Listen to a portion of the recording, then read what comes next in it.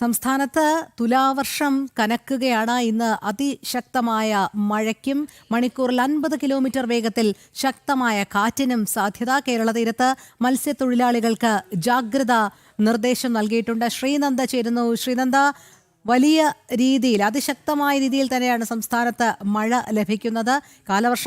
തുലാവർഷം കുതിച്ചെത്തിയിരിക്കുകയാണ്. എന്തായാലും ജാഗ്രതാ നിർദ്ദേശങ്ങളും ഒപ്പം വരുന്നുണ്ട്. എന്തെല്ലാം മുന്നറിയിപ്പുകളാണ് നിലവിൽ വരുന്നത്?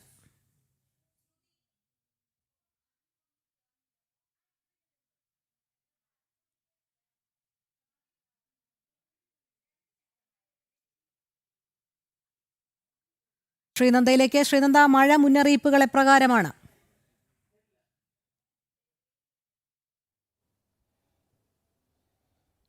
രോഹിണി, ഇന്ന് തലസ്ഥാനത്ത് വരും മണിക്കൂറിൽ ശക്തമായ മഴയായിരിക്കും ഉണ്ടാകുക എന്നൊരു മുന്നറിയിപ്പാണ് കാലാവസ്ഥാ നിരീക്ഷണ കേന്ദ്രം നൽകുന്നത്. ഇന്ന് എറണാകുളം ജില്ലയിൽ ഓറഞ്ച് അലർട്ടാണ്.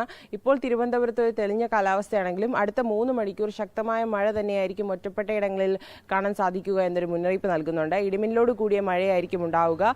എന്തായാലും മറ്റ് 7 ജില്ലകളിൽ ഇന്ന് യെല്ലോ അലർട്ടും പ്രഖ്യാപിച്ചിട്ടുണ്ട്. അടുത്ത 4 ദിവസത്തേക്ക് ശക്തമായ മഴ തന്നെയായിരിക്കും സംസ്ഥാനത്തുടനീളം ഉണ്ടാവുക. അതുപോലെ മത്സ്യബന്ധനത്തിന് വിലക്കുകൾ ഏർപ്പെടുത്തിയിട്ടുണ്ട്. തീരദേശവാസികളോട് ജാഗ്രത പാലിക്കണമെന്നും കള്ളക്കടൽ പ്രതിഭാസത്തിനുള്ള സാധ്യതയുള്ളതിനാൽ മത്സ്യബന്ധനത്തിന് ഒഴിവാക്കണമെന്നുമുള്ള കാര്യങ്ങൾ പറയുന്നുണ്ട്.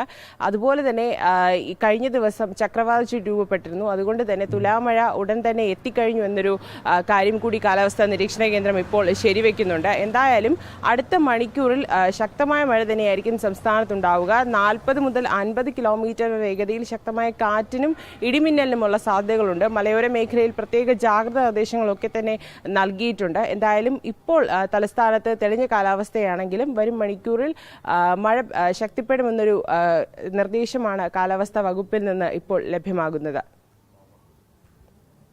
അതിശക്തമായ മഴ മുന്നറിയിപ്പ് തന്നെയാണ് സംസ്ഥാനത്ത് ഉള്ളത്. ശ്രീനന്ദയാണ് വിവരങ്ങൾ നൽകിക്കൊണ്ട് ഇരുന്നത്.